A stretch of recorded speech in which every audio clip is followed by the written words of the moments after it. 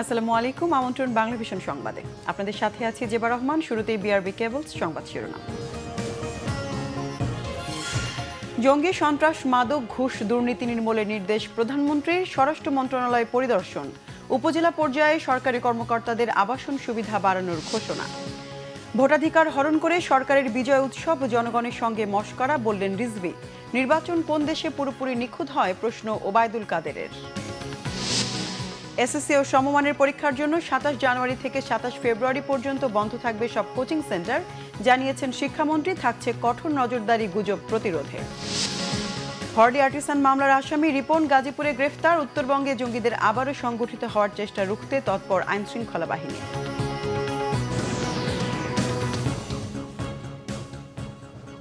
দেখছিলেন BRB cables সংবাদ শিরোনাম। এবার বিস্তারিত সংবাদ। ৭৫ পরবর্তী থেকে দুর্নীতি ব্যাধির মতো ছেয়ে গেছে বলে মন্তব্য করেছেন প্রধানমন্ত্রী শেখ হাসিনা। সকালে স্বরাষ্ট্র মন্ত্রণালয় পরিদর্শনে গিয়ে তিনি এ মন্তব্য করেন। দেশকে সন্ত্রাস, জঙ্গিবাদ, মাদক, ঘুষ ও দুর্নীতিমুক্ত করতে স্বরাষ্ট্র মন্ত্রণালয়কে নির্দেশ দেন শেখ হাসিনা। টানা তৃতীয় মেয়াদে সরকার প্রধান হয়ে সচিবালয় নিয়মিত পরিদর্শনের অংশ হিসেবে রবিবার স্বরাষ্ট্র মন্ত্রণালয়ে অফিস করতে এলে লাল গালিচায় অভ্যর্থনা দেয়া হয় প্রধানমন্ত্রী শেখ হাসিনাকে। এ সময় মন্ত্রী, সচিব সহ মন্ত্রণালয় কর্মচারীদের সাথে শুভেচ্ছা বিনিময় করেন প্রধানমন্ত্রী। সমাজ থেকে মাদক, সন্ত্রাস, জঙ্গিবাদ দূর করার পাশাপাশি ঘুষ, দুর্নীতির বিরুদ্ধে কঠোর হুঁশিয়ারি দেন শেখ হাসিনা। তো দুর্নীতি একটা কালো ব্যাধির মতো সমাজে ছেয়ে আছে, কারণ যেখানে যে দেশেই মিলিটারি ডিক্টেটররা ক্ষমতা আসে তারা কিন্তু প্রথমেই সমাজটাকে এভাবে ধ্বংস করে দেয়, কারণ দুর্নীতিটাকেই তারা নীতি হিসেবে নেয় এবং সুযোগও সৃষ্টি করে দেয়। এই যে মানে ঋণ খেলাপি থেকে শুরু করে যা কিছু বাংলাদেশে আমরা যদি দেখি তার গোড়াপত্তনটা কিন্তু ৭৫-এর পরে যারা ক্ষমতা এসছে তারাই সৃষ্টি করে গেছে।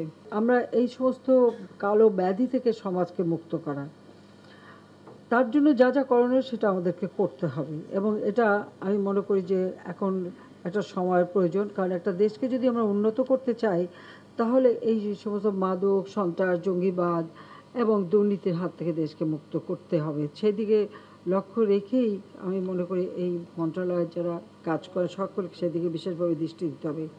যানজট নিরসনে স্বরাষ্ট্র মন্ত্রণালয়কে নির্দেশনা দিয়ে দুর্ঘটনা ঠেকাতে জনসচেতনতা বাড়ানোর জোর দেন প্রধানমন্ত্রী। ট্রাফিক জ্যাম একটা বিরাট সমস্যা, আমাদের এতে কোনো সন্দেহ নাই, কিন্তু এখানে আমি যেটা লক্ষ্য করি যে ট্রাফিক জ্যামের জন্য বা অ্যাক্সিডেন্ট হওয়ার জন্য যারা আমাদের রাস্তায় চলাচল করে তারাও যেমন দায়ী, চালকরাও দায়ী, সকলের মাঝে। এখানে কেন জানি না আমাদের দেশের মানুষ নিজের নিরাপত্তাটা কেন বোঝে না। আর উন্নত দেশ হিসেবে প্রতিষ্ঠা করতে গেলে খুব স্বাভাবিক মানুষের জীবনের নিরাপত্তা বিধান করা এবং আমাদের উন্নয়ন প্রকল্পগুলি যথাযথভাবে কার্যকর হয় তার ব্যবস্থা করা, এটা একান্তভাবে প্রয়োজন। কাজেই সেদিকে আমাদের বিশেষভাবে দৃষ্টি দিয়ে একটা শান্তি নিরাপত্তা ব্যবস্থা নিতে হবে, এটা আমাদের খেয়াল রাখা দরকার। স্বরাষ্ট্র মন্ত্রণালয়কে পরিকল্পনা মাফিক চাহিদাপত্র তৈরি করার পরামর্শ দিয়ে উপজেলা পর্যায়ে সরকারি কর্মকর্তাদের আবাসন সংকট নিরসন করারও ঘোষণা দেন প্রধানমন্ত্রী শেখ হাসিনা। সানজিদ আহমেদ, বাংলা ভিশন, ঢাকা। ভোটাধিকার বঞ্চিত করে বিজয় উৎসব করে ক্ষমতাসীনরা জনগণের সঙ্গে মশকরা করছে বলে মন্তব্য করেছেন বিএনপির সিনিয়র যুগ্ম মহাসচিব রুহুল কবির রিজভী। নয়াপল্টন কেন্দ্রীয় কার্যালয়ে সংবাদ সম্মেলনে তিনি এ মন্তব্য করেন। রিজভী বলেন, মিথ্যা জয়ের আনন্দের আতিশয্যে ক্ষমতাসীনদের বিভৎস স্বরূপ দেখে জনগণ ভীত সন্ত্রস্ত। ধানের শীষের ভোট দেওয়ার অপরাধে নোয়াখালীর সুবর্ণচরে নির্যাতিতা পারুল বেগমের আহাজারি থামতে না থামতেই কবিরহাটে কারাবন্দী যুবদল নেতার ঘরে ঢুকে সন্তানদের জিম্মি করে তার স্ত্রীকে গণধর্ষণ করেছে যুবলীগের সন্ত্রাসীরা। অবিলম্বে যুবলীগের সন্ত্রাসীদের গ্রেফতার করে শাস্তির দাবি জানান তিনি। বলেন, ৩০ ডিসেম্বর নির্বাচনের আগের রাতে ভোট ডাকাতির পর সেই ভুয়া নির্বাচনকে জায়েজ করতে চরম হাস্যকর তৎপরতায় নেমেছে সরকার। জনগণের কোটি কোটি টাকা শ্রাদ্ধ করে তথাকথিত বিজয় উৎসব উদযাপন করেছে বলে মন্তব্য করেন রুহুল কবির রিজভী। এখন মহাভোট ডাকাতিতে ভোটাধিকার হারা জনগণ ব্যথিত, বিমর্ষ ও বাক্যহারা, তখন জনগণকে কৃতজ্ঞতা ধন্যবাদ জানানো প্রধানমন্ত্রীর এটা নিষ্ঠুর রসিকতা ছাড়া আর কিছুই নয়। জনগণ মনে করে ভুয়া ভোটের সরকারের প্রধানমন্ত্রীর কৃতজ্ঞতা জানানো উচিত আইন শৃঙ্খলা বাহিনীকে, কারণ ভোটের আগের দিন রাতেই তারা অত্যন্ত নিষ্ঠার সাথে রাতভর ব্যালট বাক্সে নৌকা মার্কায় সিল দেয়া ব্যালট পেপার ভরিয়ে দিয়েছে। এই ঐতিহাসিক সরওয়ার্দী উদ্যান গতকাল গণতন্ত্র হত্যার উৎসবে পরিণত করা হলো। জনগণের পকেট কাটা টাকায় বর্ণাঢ্য র্যালি ছিল রাষ্ট্রের মালিক জনগণের সাথে আরেকটি অবজ্ঞা ভরা মশকরা।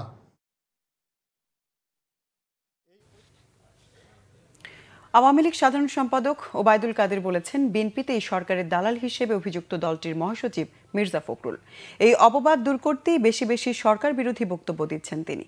কোন দেশে কি নির্বাচন পুরোপুরি নিখুঁত হয়, এমন প্রশ্ন রেখে ওবায়দুল কাদের আবারও বলেন, নির্বাচন নিয়ে এখন আর সংলাপের কোনো প্রয়োজন নেই।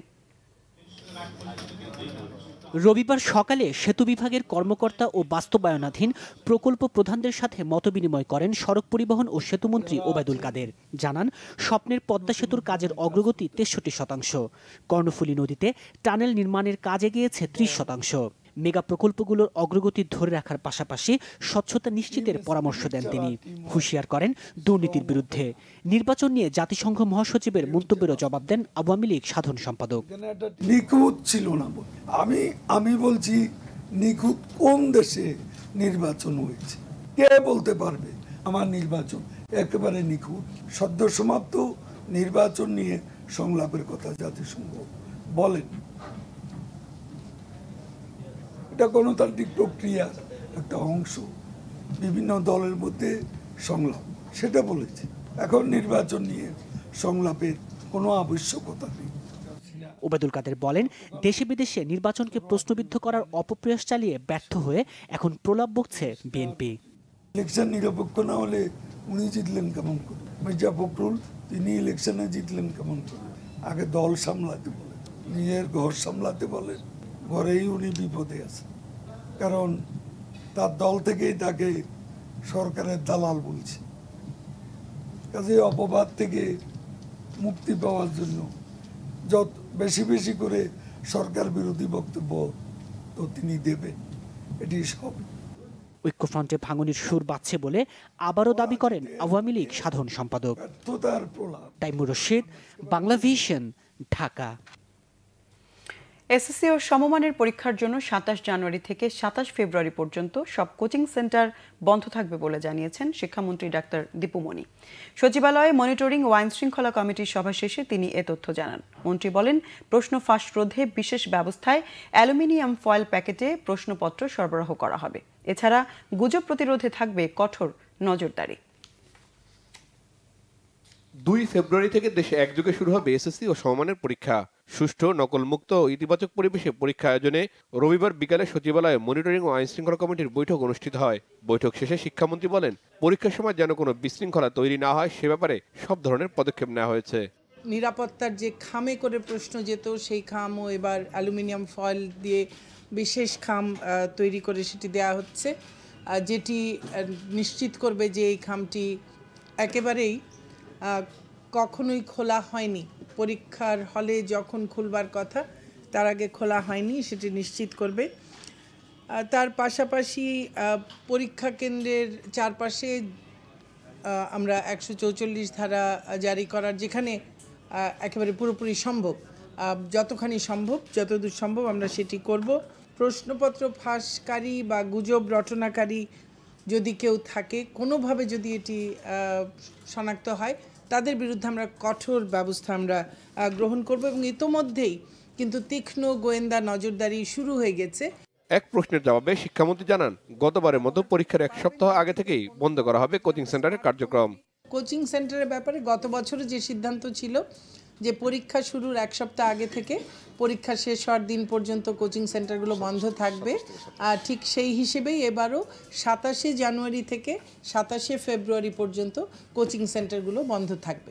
প্রশ্নপত্রের সন্ধানে শিক্ষার্থী ও অভিভাবকরা যেন সময় নষ্ট না করেন সে আহ্বান জানান শিক্ষামন্ত্রী। সেগুলোর রিশান নাসরুল্লাহ, বাংলা ভিশন, ঢাকা। হর্লি আর্টিসান মামলার পলাতক আসামি জেএমবির শুরা সদস্য মামুনুর রশিদ রিপনকে 5 দিনের রিমান্ডে নিয়েছে পুলিশ। শনিবার রাতে গাজীপুর জেলার বোর্ড বাজার এলাকায় একটি যাত্রীবাহী বাসে অভিযান চালিয়ে তাকে গ্রেফতার করে র্যাব। সংবাদ সম্মেলনে র্যাবের গণমাধ্যম শাখার পরিচালক কমান্ডার মুফতি মাহমুদ জানান, হর্লি আর্টিসানে হামলার অর্থ, অস্ত্র ও বিস্ফোরক সরবরাহ করেছিল রিপন। হামলা পরিচালনায় জঙ্গি সারওয়ার জাহানের কাছে রিপন ৪৯ লাখ টাকা দিয়েছিল বলেও জানানো হয় সংবাদ সম্মেলনে। এসব টাকা ছিনতাই করে এবং বিভিন্ন ব্যক্তির কাছ থেকে সংগ্রহ করেছিল রিপন। হর্লি আর্টিসানে হামলার পর পার্শ্ববর্তী একটি দেশে রিপন পালিয়ে যায়। 2018 সালে নতুনভাবে দলকে সংগঠিত করতে দেশে আসে বলেও জানান কমান্ডার মুফতি মাহমুদ। জেএমবির পলাতক ও আত্মগোপনে থাকা সদস্যদের একত্রিত করে জেএমবিকে শক্তিশালী করাই ছিল রিপনের লক্ষ্য। হর্লি আর্টিসানে হামলা ছাড়াও রিপন উত্তরবঙ্গের বেশ কয়েকটি হামলায় সরাসরি জড়িত বলেও দাবি করেছে র্যাব। এদিকে উত্তরাঞ্চলে আবারও সংগঠিত হচ্ছে জঙ্গি সংগঠনগুলো। নতুন কৌশলে সাংগঠনিক কার্যক্রম পরিচালনায় নেমেছে তারা। নজরদারিতে রাখা হয়েছে রংপুর বিভাগের 47টি চর। বেকারত্ব ঘোচানো ও প্রশাসনের কঠোর নজরদারিতে উত্তরাঞ্চল জঙ্গিমুক্ত হতে পারে বলে মনে করেন বিশেষজ্ঞরা। কৃষিতেই আগামীর স্বপ্ন বোনেন রংপুরের বেশিরভাগ সাধারণ মানুষ। তাদের সরলতাকে পুঁজি করে পুরাতন ও নবীনদের সংগঠিত করে উত্তরের বিভিন্ন জেলায় ঘাঁটি গেড়েছে একাধিক জঙ্গি সংগঠন। সম্প্রতি শীর্ষ জঙ্গি আখিনুরকে নগরীর একটি বেসরকারি মেডিকেল কলেজ হাসপাতাল থেকে গ্রেপ্তার করে র্যাব। ছেলেটা সৎ ছিল এবং 5 ওয়াক্ত নামাজ পড়তো। সে দিনেও এখানে থাকতো, রাতেও এখানে থাকতো। এই কাজের সঙ্গে কিভাবে সংক্ষিপ্ত হলো এটা আমি নিজেও ভাবে পাচ্ছি না। গ্রেপ্তার করা হয়েছে জেএমবির উত্তরাঞ্চলের সমন্বয়ক সামরিক কমান্ডার আব্দুর রহমান বিশ্বাস ওরফে ফুয়াদ সহ আরও 2 জঙ্গিকে। প্রত্যন্ত চরে প্রশিক্ষণ হয় জঙ্গিদের। আধ্যাত্মিক নেতা মৌলানা আবুল কাশেম, যিনি 2017 সালের মার্চ মাসে কাউন্টার টেররিজম ইউনিট কর্তৃক গ্রেপ্তার হয়, তার বাড়ি রাজীবপুর একটি চরে এবং তার ছেলে হচ্ছে আব্দুর রহমান বিশ্বাস ওরফে নিয়াজ ওরফে ফুয়াদ, যিনি এখন উত্তরাঞ্চলের জেএমবির প্রধান সমন্বয়ক। চরগুলোতে এটা দুর্গম এরিয়া। আমাদের জানেন যে আমাদের তো সবসময় আমরা ফিজিক্যালি উপস্থিত থাকতে পারি না, তবে আমাদের গোয়েন্দা নজরদারি আছে। জঙ্গি মুক্ত শান্ত রংপুর উপহার দিতে পুলিশেরও রয়েছে নানা পরিকল্পনা। অনেক পুরানো একটি অভ্যাস হয়ে গেছে মানুষের, প্রত্যন্ত এলাকাতে বিভিন্ন পদ্ধতিতে এই জুয়া খেলার একটি প্রচলন রয়েছে এবং এর ফলে দেখা যাচ্ছে যে বিভিন্ন ধরনের অপরাধ সংঘটিত হচ্ছে। শুধু জঙ্গি আস্তানায় অভিযান ও গ্রেপ্তারে সন্তুষ্ট নয় সচেতন মহল। গত 10 বছরে এই সরকারের আমলে অনেক উন্নয়ন হয়েছে, কিন্তু এই উন্নয়নটা শুধু শহর কেন্দ্রিক হয়েছে, কিন্তু গ্রাম পর্যায়ে সেই উন্নয়নের ছোঁয়াটা সেভাবে লাগেনি। এবং আমরা লক্ষ্য করেছি যে অনেক শিক্ষিত বেকার ছেলেপেলে যখন কোনো চাকরি পাচ্ছে না, এই জঙ্গিবাদের যারা পৃষ্ঠপোষক তাদের অনেক আর্থিক প্রতিষ্ঠান রয়েছে, যারা সে আর্থিক প্রতিষ্ঠানে তাদেরকে নিয়োগ দিয়ে বা তাদেরকে চাকরি দিচ্ছে এবং তারা দেখছে তাদের একটা জীবন জীবিকা নির্বাহের জন্য একটা পথ সৃষ্টি হচ্ছে এবং সে কারণে তারা উৎসাহিত হয়ে তারা নিজেরা যাচ্ছে, তাদের বন্ধুবান্ধবকে সেখানে তারা যুক্ত করছে। গত বছরের আগস্ট থেকে এ পর্যন্ত রংপুর, দিনাজপুর, লালমনিরহাট ও কুড়িগ্রাম থেকে জেএমবি, আল্লাহর দল ও আনসারুল্লাহ বাংলা টিমের 33 জঙ্গিকে গ্রেপ্তার করেছে RAB. Bangla vision news desk. ধর্মীয় অনুভূতিতে আঘাত ও জাতিগত বিভেদ সৃষ্টির অভিযোগের মামলায় বিএনপি চেয়ারপারসন খালেদা জিয়ার বিরুদ্ধে গ্রেফতারি পরোয়ানা জারি করেছেন চিফ মেট্রোপলিটন ম্যাজিস্ট্রেট আদালত। মেট্রোপলিটন ম্যাজিস্ট্রেট জসিমউদ্দিন গ্রেফতারি পরোয়ানা জারি করে আগামী 18 ফেব্রুয়ারি প্রতিবেদন জমা দেওয়ার নির্দেশ দিয়েছেন।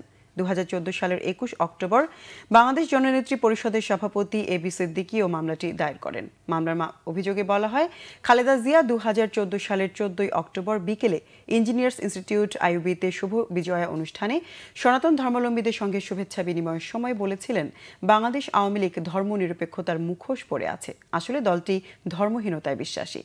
আওয়ামী লীগের কাছে কোনো ধর্মের মানুষ নিরাপদ নয় বলেও মামলার অভিযোগে বলা হয়। এতে আরও বলা হয়, খালেদা জিয়ার এসব বক্তব্য যেমন ধর্মীয় অনুভূতিতে আঘাত করেছে, তেমনি হিন্দু ও মুসলমানদের মধ্যে শ্রেণীগত বিভেদও সৃষ্টি করেছে। মামলা তদন্ত কর্মকর্তা শাহবাগ থানার ওসি তদন্ত জাফর আলী বিশ্বাস ও গত বছরের 30 জুন খালেদা জিয়ার বিরুদ্ধে প্রতিবেদন দাখিল করেন। শহীদ আসাদ দিবস আজ। 1969 সালের এই দিনে পাকিস্তানি স্বৈরশাসক আইয়ুব বিরোধী আন্দোলনের ছাত্র সমাজের 11 দফা কর্মসূচির মিছিলে নেতৃত্ব দিতে গিয়ে পুলিশের গুলিতে আত্মদান করেন ছাত্রনেতা আসাদুজ্জামান আসাদ। দিবসটিতে দেয়া বাণীতে আসাদের চেতনায় উদ্বুদ্ধ হয়ে ঐক্যবদ্ধভাবে সকলকে কাজ করার আহ্বান জানিয়েছেন রাষ্ট্রপতি মোহাম্মদ আব্দুল হামিদ ও প্রধানমন্ত্রী শেখ হাসিনা। এদিকে নানা আয়োজনে পালিত হয় দিবসটি। ছাত্রনেতা আমানুল্লাহ মোহাম্মদ আসাদুজ্জামান আসাদ। 1969 সালের 20 জানুয়ারি পাকিস্তানি স্বৈরশাসক আইয়ুব খানের বিরুদ্ধে এদেশের ছাত্র সমাজের 11 দফা কর্মসূচির মিছিলে নেতৃত্ব দিতে গিয়ে পুলিশের গুলিতে জীবন দেন ছাত্রনেতা আসাদ। সে সময় আসাদ ঢাকা বিশ্ববিদ্যালয়ের মাস্টার্সের ছাত্র ছিলেন। দিবসটি উপলক্ষে ঢাকা মেডিকেল কলেজ হাসপাতাল গেট সংলগ্ন শহীদ আসাদ স্মৃতিসৌধে সকালে ফুল দিয়ে শ্রদ্ধাঞ্জলি দেন তার পরিবার এবং বিভিন্ন রাজনৈতিক ও সামাজিক সংগঠন। দিবসটি উপলক্ষে নরসিংদীর শিবপুরের ধানুয়া গ্রামে শহীদ আসাদের নিজ বাড়িতে আব্দুল মান্নান ভূঁইয়া পরিষদ ও বিএনপি নেতাকর্মীরা সহ বিভিন্ন সামাজিক সাংস্কৃতিক ও রাজনৈতিক সংগঠন শহীদ বেদিতে শ্রদ্ধা নিবেদন করেন। এ সময় বক্তারা বলেন, 1969-এর গণ অভ্যুত্থানের মহানায়ক শহীদ আসাদের স্বপ্ন 50তম দিবসেও বাস্তবায়িত হয়নি। আজকে আসাদের 50তম মৃত্যুবার্ষিকী। আপনারা জানেন যে শহীদ আসাদ প্রগতিশীল রাজনীতির সাথে জড়িত ছিলেন। 1968 সালের 29শে ডিসেম্বর মৌলানা ভাসানীর আহ্বানে হাতিরদা হাটবাজারে হরতাল করতে যে শহীদ আসাদ এবং আমি একই মিছিলে ছিলাম। শহীদ আসাদের জন্ম এদেশের কৃষক শ্রমিক মেহনতি মানুষের মুক্তির জন্য তার আত্মদান। যদিও আমরা বিশ্বাস করি যে এখনও তার আদর্শ বাস্তবায়িত হয়নি। শহীদ আসাদ আমাদের স্বাধীনতার প্রেরণার উৎস এবং বিশেষ করে শহীদ আসাদ ছিলেন আমাদের জননেতা সাবেক মন্ত্রী আব্দুল মান্নান ভূঁইয়া সাহেবের একজন সহকর্মী। শহীদ আসাদ সম্পর্কে বর্তমান প্রজন্মকে জানাতে তার শেষ স্মৃতিটুকু রক্ষার দাবি এলাকাবাসীর। তারা বলেন, পাঠ্যপুস্তকে শহীদ আসাদের জীবনী নিয়ে আসলে আসাদ বেঁচে থাকবে মানুষের মাঝে। নাসরিন গীতি, বাংলা ভিশন নিউজ ডেস্ক। এ পর্যায়ে নিচ্ছি সিবিসি টাইলস সংবাদ বিরতি। সাথে থাকুন, ফিরে এসে থাকছে ডিজিটাল নিরাপত্তা আইন নিয়ে সাংবাদিকদের উদ্বেগ উৎকণ্ঠা কাটানোর আশ্বাস তথ্যমন্ত্রীর।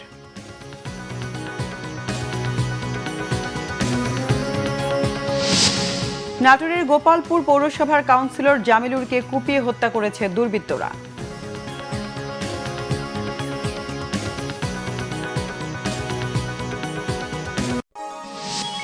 আপনারা দেখছেন বাংলা ভিশন সংবাদ।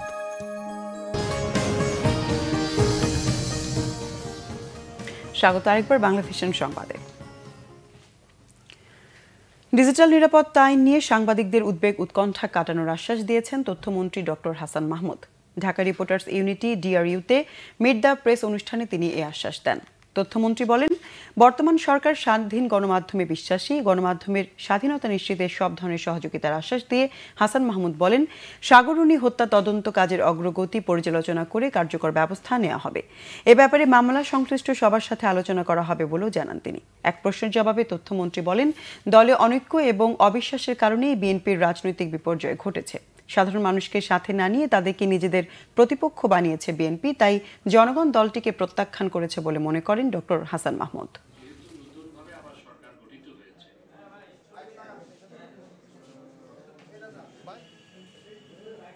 সাংবাদিকদের উদ্বেগ দূর করার জন্য কি করা যায়, কারণ ডিজিটাল নিরাপত্তা আইন সাংবাদিকদের জন্য নয়, এটি সমস্ত দেশের জন্য। তো এই ক্ষেত্রে যাতে কেউ হয়রানির শিকার না হয়, সেই জন্য আমি মনে করি যে বিশেষ করে সাংবাদিক যে উদ্বেগ উৎকণ্ঠা সেটি দূর করার লক্ষ্যে আমি প্রথমেই বলেছি আমি কাজ করব, এবং আপনি যে প্রস্তাবগুলো দিয়েছেন সেগুলো নিয়ে আলোচনা করব। নাটোরের লালপুরে গোপালপুর পৌরসভার কাউন্সিলর জামিলুরকে কুপিয়ে হত্যা করেছে দুর্বৃত্তরা। পুলিশ জানায়, দুপুরে পৌরসভার বীরপাড়া মহল্লায় বাড়ির সামনে তাকে কুপিয়ে পালিয়ে যায় দুর্বৃত্তরা। পরে তাকে উদ্ধার করে উপজেলা স্বাস্থ্য কমপ্লেক্সে নেওয়া হলে চিকিৎসক মৃত ঘোষণা করেন। কেন কারা এই হত্যাকাণ্ড ঘটিয়েছে তা নিশ্চিত করতে পারেনি পুলিশ। নিহত জামিলুর রহমান গোপালপুর পৌরসভার ৯ নম্বর ওয়ার্ডের বর্তমান কাউন্সিলর।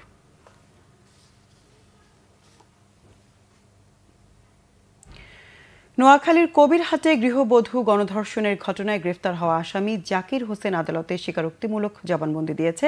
এ ঘটনায় শনিবার রাতে ওয়ার্ড ছাত্রদল সভাপতি সহ আরও ৩ জনকে গ্রেফতার করেছে পুলিশ। নবগ্রামে ৩ সন্তানের জননীকে ধর্ষণের ঘটনায় প্রধান আসামি জাকির হোসেন জহির বিকেলে ২ নম্বর আমলি আদালতের বিচারক নবনীতা গুহের আদালতে ১৬৪ ধারায় স্বীকারোক্তিমূলক জবানবন্দি দেয়। পরে তাকে জেল হাজতে পাঠানো হয়।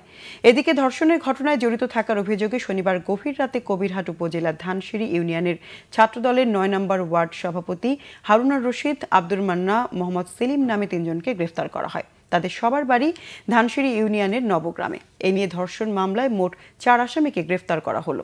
অন্যদিকে এ ঘটনার প্রতিবাদে দুপুরে কবিরহাটের স্থানীয় সমিতি বাজারে এক মানববন্ধন হয়। এতে বিভিন্ন স্কুল কলেজের শিক্ষার্থী, ব্যবসায়ী, রাজনীতিবিদ সহ সর্বস্তরের মানুষ অংশ নেয়। সমাবেশে বক্তারা জড়িতদের দৃষ্টান্তমূলক শাস্তির দাবি করেন। যুদ্ধাপরাধীদের সকল সম্পদ বাজেয়াপ্ত করে শহীদ পরিবার ও মুক্তিযোদ্ধা পরিবারের কল্যাণে ব্যয় করার আহ্বান জানিয়েছেন ঘাতক দালাল নির্মূল কমিটির নেতারা। আর মুক্তিযুদ্ধ বিষয়ক মন্ত্রী আকমা মোজাম্মেল হক বলেছেন, বাংলাদেশ রাষ্ট্রের অস্তিত্ব যারা বিশ্বাস করে না তাদের সরকারি চাকরিতে ঢুকতে দেয়া যাবে না। ৭১-এর ঘাতক দালাল নির্মূল কমিটির প্রতিষ্ঠাবার্ষিকীর আলোচনা সভায় তারা এসব কথা বলেন। ২৭তম প্রতিষ্ঠা বার্ষিকীর আলোচনা সভায় ঘাতক দালাল নির্মূল কমিটির নেতারা এদেশ থেকে বিএনপি জামাতকে রাজনীতির থেকে বিলুপ্ত ঘোষণার দাবি জানান। বলেন, সাম্প্রদায়িক গোষ্ঠীর সাথে সমঝোতা করলে দেশের উন্নয়ন ও অগ্রযাত্রা থমকে যাবে। সাম্প্রদায়িক শক্তির সঙ্গে সমঝোতা করে নির্বাচনের সময় ভোট আশা করতে পারেন, যদিও তারা ভোট দিয়েছে কিনা সন্দেহ, কিন্তু সাম্প্রদায়িক শক্তির সঙ্গে সমঝোতা করে বাংলাদেশে উন্নয়ন বলেন, বাংলাদেশে সাম্প্রদায়িক অসাম্প্রদায়িক চেতনা বিস্তারের কথা বলেন, সেটা সম্ভব হবে না। তার উদাহরণ আমরা কয়েকদিন আগেই পত্রপত্রিকায় দেখেছি। এই দেশ থেকে যারা নাকি স্বাধীন করেছে, স্বাধীন করতে সাহায্য করেছে, তাদেরকে সামনে আনুন এবং দেশটাকে স্বাধীনতা বিরোধীদেরকে দেশ থেকে বের করে দেন। আজকের কাগজে দেখলাম যে ২০০১ সালের নির্বাচনোত্তর সহিংসতায় জড়িত এক ব্যক্তি, যে কিনা ধর্মীয় সংখ্যালঘুদের ওপর অত্যাচার করার জন্য চিহ্নিত, সে আমাদের একজন প্রতিমন্ত্রীর হাতে ফুল দিয়ে আওয়ামী লীগে যোগদান করেছে। কাজেই বোঝাই যাচ্ছে যে নিজেরা যখন সরাসরি সামনের মঞ্চে আসতে পারছে না, তখন আওয়ামী লীগকে আশ্রয় করে তারা তাদের যে কাজ সেটা চালিয়ে যেতে চেষ্টা করবে। বক্তারা বলেন, এবারের নির্বাচনে সাম্প্রদায়িক অপশক্তিকে লাল কার্ড দেখিয়েছে দেশের জনগণ। এই নির্বাচনের মাধ্যমে বিএনপি জামাতের রাজনীতির কবর রচনা হয়েছে বলেও মনে করেন মুক্তিযুদ্ধ বিষয়ক মন্ত্রী। জামাতকে নিষিদ্ধ করলে হবে না, জামাতের সম্পদ বাজেয়াপ্ত করতে হবে। জামাত এবং যুদ্ধাপরাধীরা সরকারি কোনো চাকরি বাকরির জন্য না করতে পারে, সেই জন্য আইন করা এটা এখন আমাদের জন্য ফরজ হয়ে গেছে। এই আইন আমাদের করতে হবে। বিসিএস পরীক্ষায় মুক্তিযুদ্ধের উপর ১০০ মার্কের পরীক্ষা চালু করা ও জামাত ও যুদ্ধাপরাধীদের কোনো সন্তান যাতে সরকারি চাকরি আর না পায় সে ব্যবস্থা করতে সরকারের প্রতি দাবিও জানানো হয় আলোচনা সভায়। মুহিবুল্লাহ মুহিব, বাংলা ভিশন, ঢাকা। ব্রাহ্মণবাড়িয়ার সীমান্ত দিয়ে ৩১ রোহিঙ্গাকে বাংলাদেশে পাঠানোর চেষ্টা করছে ভারতীয় সীমান্তরক্ষী বাহিনী বিএসএফ। বাংলাদেশ ভারত সীমান্তের ২০২৯ নম্বর পিলারের কাছে ব্রাহ্মণবাড়িয়ার কসবা উপজেলার কাজিয়াতলী সীমান্ত রেখায় অবস্থান করছে তারা। গোপীনাথপুর ইউনিয়ন পরিষদের চেয়ারম্যান মান্নান জাহাঙ্গীর জানিয়েছেন, শুক্রবার রাত থেকে কসবা কাজিয়াতলী সীমান্তের কাঁটাতারের বেড়ার গেট দিয়ে ৩১ জন রোহিঙ্গাকে বাংলাদেশে পাঠানোর চেষ্টা করছে বিএসএফ। রোহিঙ্গাদের মধ্যে ৬ জন নারী, ৮ জন পুরুষ এবং ১৭ জন শিশু রয়েছে। তারা দুই দেশের শূন্যরেখায় খোলা আকাশের নিচে অবস্থান করছে। এ ঘটনায় সতর্ক অবস্থানে রয়েছে বর্ডার গার্ড বাংলাদেশ বিজিবি। এ বিষয়ে ২৫ বিজিবি ব্যাটালিয়নের উপ অধিনায়ক মেজর মোহাম্মদ শফিক জানান, এ বিষয়ে বিএসএফ ও বিজিবির মধ্যে একাধিক পতাকা বৈঠকেও কোনো সমাধানে পৌঁছাতে পারেনি দুপক্ষ।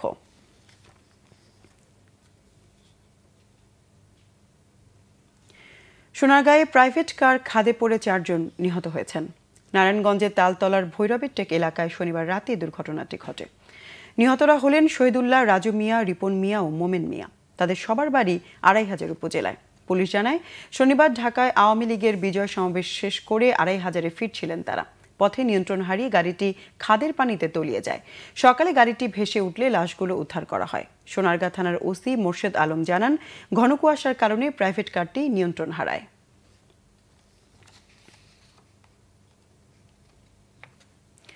চাঁদপুরের মেঘনা নদীতে এক ব্যক্তির লাশ উদ্ধার করা হয়েছে। উদ্ধার করা মৃতদেহ মুন্সিগঞ্জে ডুবে যাওয়া ট্রলারের হতে পারে বলে ধারণা করছে স্থানীয় প্রশাসন। দুপুরে ৬০ নলে মেঘনা নদীর তীর থেকে লাশটি উদ্ধার করা হয়। মরদেহটি মুন্সিগঞ্জে ডুবে যাওয়া ট্রলারের কিনা তা পুরোপুরি নিশ্চিত হওয়া যায়নি। এদিকে ওই ট্রলারে থাকা নিখোঁজদের উদ্ধারে সকাল থেকে চাঁদপুরের মেঘনা নদী অংশে অভিযান শুরু হয়েছে। নৌবাহিনী, কোস্টগার্ড, নৌ পুলিশ ও বিআইডব্লিউটিএ উদ্ধার কাজে অংশ নেয়। ১৫ জানুয়ারি মুন্সিগঞ্জে মেঘনা নদীতে মালবাহী জাহাজের সাথে ধাক্কা লেগে মাটি বোঝাই একটি ট্রলার ডুবে যায়। এই ঘটনায় এখনও ২০ শ্রমিক নিখোঁজ আছে। বাস চাপায় নিহত আনোয়ার খান মেডিকেল কলেজের ৫ম বর্ষের শিক্ষার্থী আফসানা ইলিয়াস ইতির ঘাতক চালকের শাস্তির দাবিতে মানববন্ধন করেছেন সহপাঠীরা। দুপুর ১২টার দিকে ধানমন্ডি আনোয়ার খান মেডিকেল কলেজ ও হাসপাতালের সামনে মানববন্ধন অনুষ্ঠিত হয়। এ সময় শিক্ষকরা জানান, চালকদের বেপরোয়ার গতির কারণে প্রতিনিয়ত প্রাণ হারাচ্ছে সাধারণ মানুষ। শুধু আইন প্রণয়ন নয়, আইনের কঠোর প্রয়োগের কথা বলেন শিক্ষকরা। ইতি সহপাঠীরা জানান, অপরাধীদের শাস্তির আওতায় আনতে না পারায় প্রতিনিয়ত বেপরোয়া হচ্ছে চালকরা। দ্রুত এ ব্যাপারে কার্যকরী পদক্ষেপের আশা করছে শিক্ষার্থীরা। শনিবার ক্লাস শেষে বাসায় ফেরার পথে মালিবাগে চলন্ত বাস থেকে পড়ে গিয়ে নিহত হন আনোয়ার খান মেডিকেল কলেজের ৫ম বর্ষের শিক্ষার্থী আফসানা ইলিয়াস ইতি।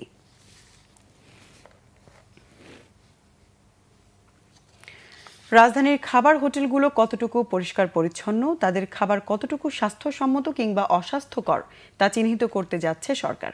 এর অংশ হিসেবে হোটেলগুলোতে মান অনুযায়ী গ্রেডিং এর কাজ শুরু হয়েছে। সকালে রাজধানীর একটি হোটেলে নিরাপদ খাদ্য কর্তৃপক্ষের এই কার্যক্রমের উদ্বোধন করেন খাদ্যমন্ত্রী সাধন চন্দ্র মজুমদার।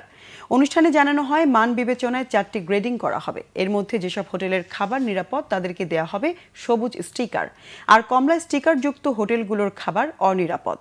হোটেলের দৃশ্যমান কোন স্থানে স্টিকার লাগানো থাকবে, যা দেখে ভোক্তারা হোটেলের খাবার কোন পর্যায়ে তা নির্ধারণ করতে পারবেন। যেসব হোটেলের মান ভালো না, 1 মাসের মধ্যে সেগুলোর পরিবেশ উন্নত করতে না পারলে তাদের লাইসেন্স বন্ধ করে দেওয়া হবে। পরে খাদ্যমন্ত্রী জানান, যেসব হোটেল পরিষ্কার পরিচ্ছন্ন ও স্বাস্থ্যসম্মত খাবার পরিবেশন করতে ব্যর্থ হবে সেগুলোর বিরুদ্ধে ব্যবস্থা নেওয়া হবে। পাশাপাশি কোনো গ্রেডিংয়ে স্থায়ী নয়, নিয়মিত তদারকি করা হবে। মান নিয়ন্ত্রণে ব্যর্থ হোটেলের বিরুদ্ধে ব্যবস্থা নেওয়া হবে বলে জানিয়েছেন সাধন চন্দ্র মজুমদার। এ পর্যায়ে আবারও নিচ্ছি সিবিসি টাইলস সংবাদ বিরতি। সাথে থাকুন, ফিরে এসে থাকছে। মিয়ানমারের রাখাইন রাজ্যে রোহিঙ্গা বিদ্রোহীদের হামলায় 6 সীমান্তরক্ষী আহত।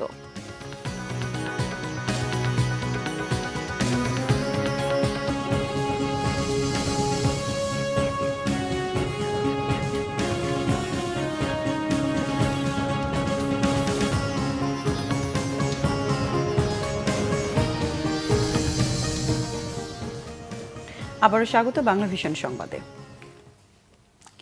আমিন জুয়েলার্স আন্তর্জাতিক সংবাদ।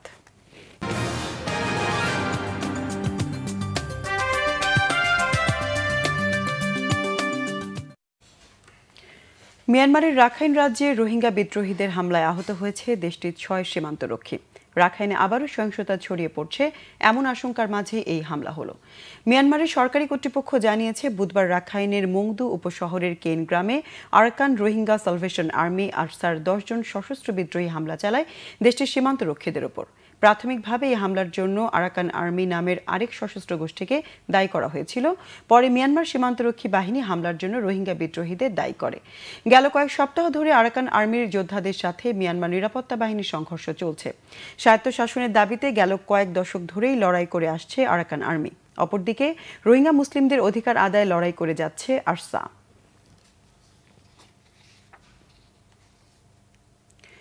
চলতি বছরের প্রথম পূর্ণগ্রাস চন্দ্রগ্রহণ হবে আজ। তবে এবার একটু ভিন্নভাবে দেখা যাবে চাঁদ, যার নাম দেয়া হয়েছে রক্তিম নেকড়ে চাঁদ।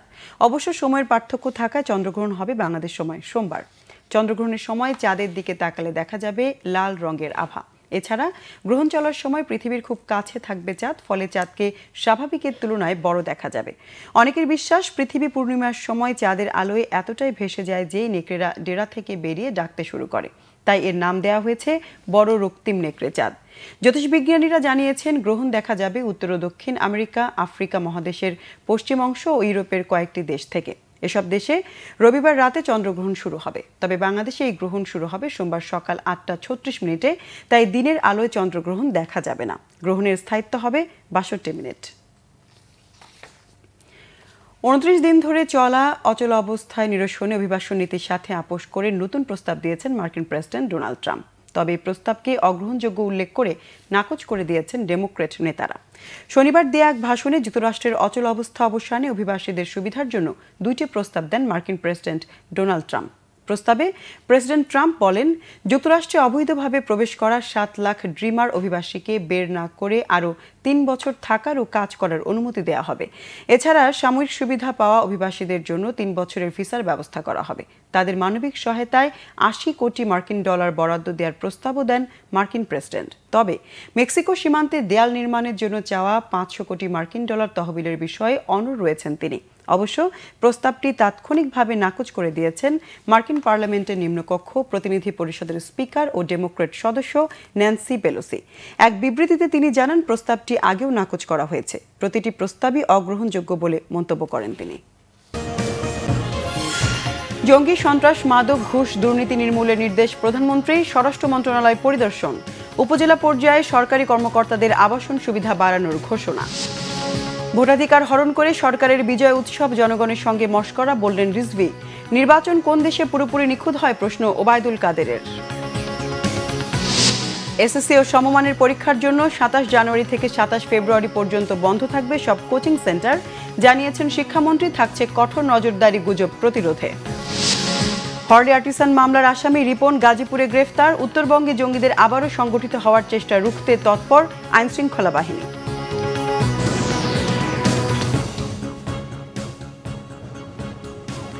দর্শক, এই ছিল এখনকার মতো। পরের সংবাদ রাত 10:30টায়। এর আগে 9টায় রয়েছে নিউজ টপ 10, দেখার আমন্ত্রণ রইল। এছাড়া ফেসবুকে বাংলাভিশন সংবাদ সরাসরি দেখতে লগ ইন করতে পারেন facebook.com/বাংলাভিশনে।